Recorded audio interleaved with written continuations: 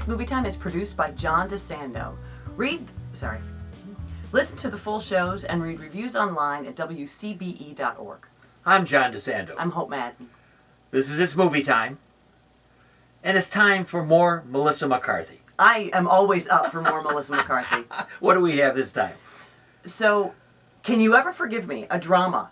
I mean, it's got funny bits, but it's a dramatic part, and she nails it. And you know something? Some people are calling it a comedy. And I think that's a mistake. I do too. Yeah, especially if you're going into it thinking it's a Melissa McCarthy comedy, because it's definitely not that. It's not zany. I was hoping that Life of the Party might reveal more of her. Yeah. It didn't quite for me. No, it was pretty safe, I think, for her. Yeah.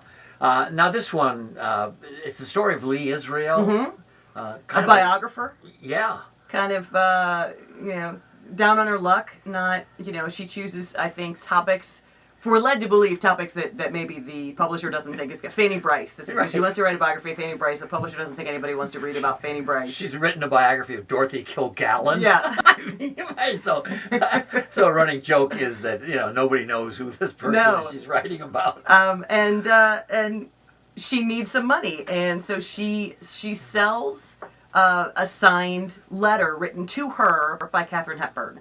That obviously she doesn't want to part with, but she needs the money and realizes how much money these go for, and eventually she starts writing them herself. And you know what I love about this is that she, first of all, the people that she chooses, because you could choose anybody. You're just writing personal letters from one celebrity to somebody else. You could choose anybody. The people she chooses I find fascinating. Dorothy Parker, for example. Yeah. And then also the amount of pride she takes in being able to out Dorothy Parker, which I thought that was just, wonderful. Yes. And Noel Coward. Mm-hmm. Unfortunately, there's an expert who collects these. That's right. Who says that he just never. She adds something onto the letter or something that's pretty acerbic. Yes. And well, it's a little too out and proud. And as the collector points out, it was illegal at the time to live that lifestyle, and he would never have committed this to a letter. That's right. So now. So if it's just Melissa McCarthy and the camera is loving her now, her face, her dimples, her reactions are really understated as far as I'm concerned, and powerful for that. I agree. I think the whole film really benefits from a tremendous amount of understatement. Yes, except for Richard E. Grant. Is he just this charming, almost swashbuckler throughout this movie? I love him. He's terrific. He is. He's a gay man who has no problem with his status in life, and he's very poor, and he's constantly shecking and jiving all over the place. Just on the hustle, right. But happily so. And when you think about it, almost the complete opposite of her. Yes.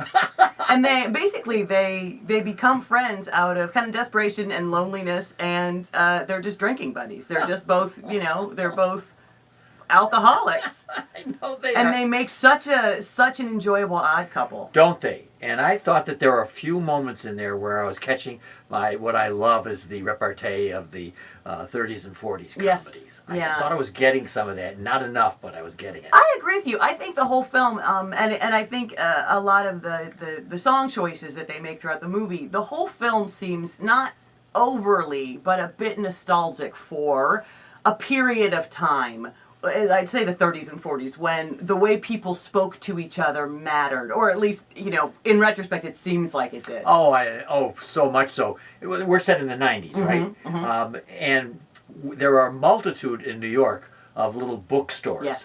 And that's one of the nostalgias that you're talking about. Being able to go in there and talk to somebody, show them the letters, and maybe sell them. There's something very, very sweet. And it seems almost endless. I mean, she forged 400 letters. Wow.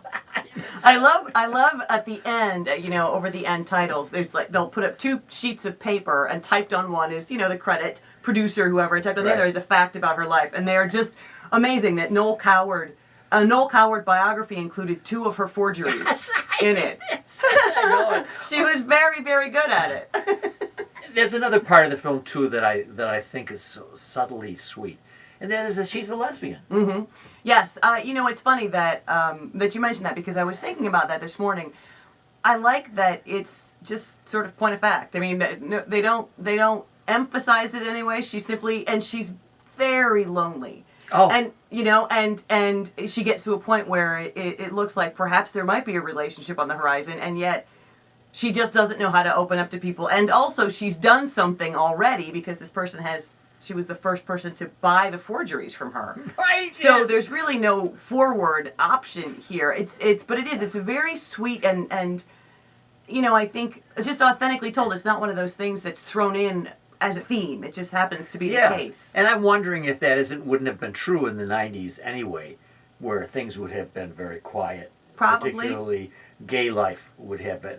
Now, Grant's character, Right. Jack. It's again where they're a great counterpoint, one to the other, Yeah. Where one is living a life in one particular way, and they really have more in common than you might think, but the way that they present is so completely opposite. And when we both agree what a great combination Grant and McCarthy are, McCarthy and the young woman, the bookseller, Mm-hmm. who appears to have an interest Mm-hmm. in her, is another sweet duo. It is.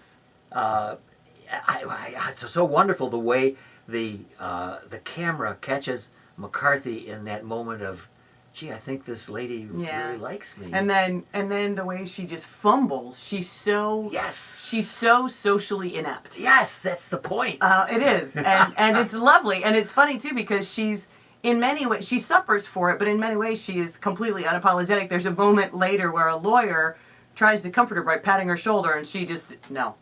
She is such a misanthrope, and she is. Oh, she is. I use that very word in my review exactly. But her cat.